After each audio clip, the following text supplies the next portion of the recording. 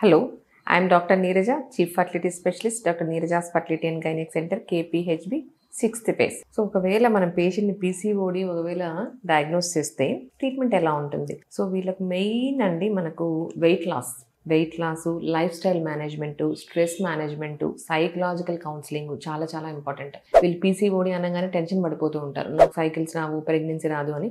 So counselling అనేది చాలా చాలా ఇంపార్టెంట్ అండి. సో వీళ్ళకు ఫోలిక్ యాసిడ్తో పాటు కొన్ని అడిషనల్ డ్రగ్స్ ఇవ్వడం చాలా చాలా ఇంపార్టెంట్.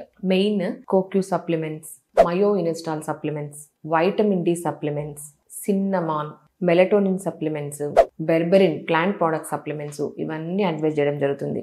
ఎందుకు అంటే PCOS multi factorial.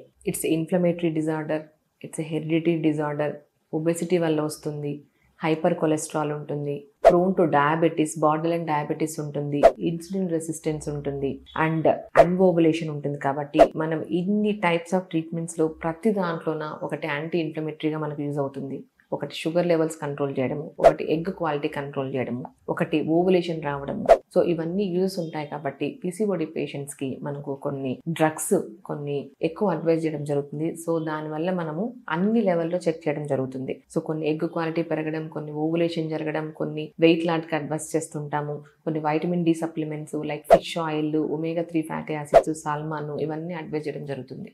Thank you.